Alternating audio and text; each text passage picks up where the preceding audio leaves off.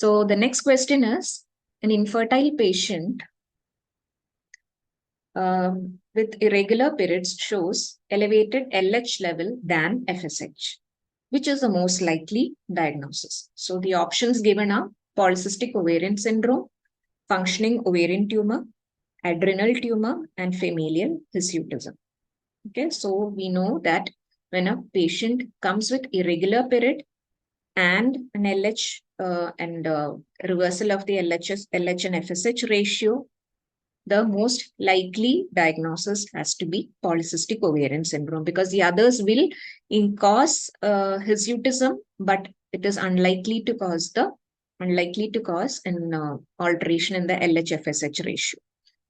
So the answer here is A, polycystic ovarian syndrome. Okay, so in this context, the questions that are likely to be asked is about the diagnosis of polycystic ovarian syndrome. So many criteria have been advised, and the common one that we've been using since a long time is the Rotterdam criteria.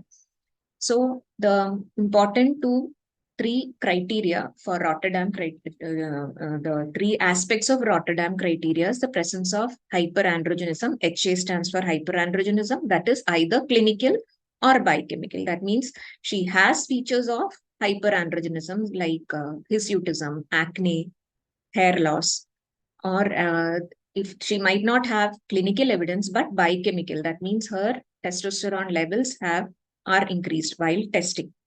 Either clinical or biochemical hyperandrogenism. Secondly, there is evidence of ovulatory dysfunction. OD stands for ovulatory dysfunction. That means which is evidenced by irregular menstrual cycles. And lastly, polycystic ovarian morphology. PCOM stands for polycystic ovarian morphology. That means the ultrasound shows a typical polycystic ovarian picture. That means the presence of 12 or more follicles of size ranging between 2 to 9 millimeters with the ovarian volume of more than or equal to 10 cc. Okay, so on one or both sides. So this is the polycystic ovarian morphology. So if any two criteria out of the three are there, you can diagnose it as Rotterdam's criteria. So one thing that you have to understand is that the presence of polycystic ovarian morphology on ultrasound is not a mandatory requirement for diagnosing polycystic ovarian syndrome. So even with the clinical picture or a biochemical picture of hyperandrogenism and irregular cycles alone, we can diagnose the polycystic ovarian syndrome.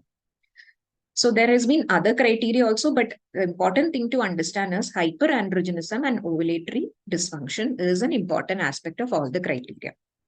The latest criteria that we have in the diagnosis of polycystic ovarian syndrome is the NIH 2012 extension of the Escher ASRM 2003, that is which was published in 2012.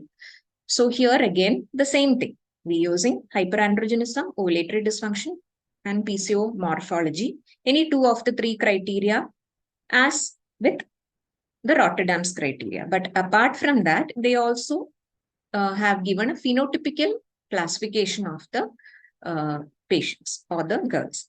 So phenotypical identification, they have been categorized into 4 categories, A, B, C, and D, depending on which all combination of criteria the lady is having. So A stands for a lady having all the criteria. That means hyperandrogenism, ovulatory dysfunction, and polycystic ovarian morphology. B is only those with hyperandrogenism and ovarian dysfunction, but no ultrasound features. C for hyperandrogenism with polycystic morphology. And D for ovulatory dysfunction with polycystic morphology. So obviously, the first two categories have got worse out. I mean, it's a more severe form than compared to C and D. Okay, so these are the newer developments in the classification of polycystic ovarian disease, which could be asked. So, what are the phenotypes? If you are asked A, B, C, D, you can answer this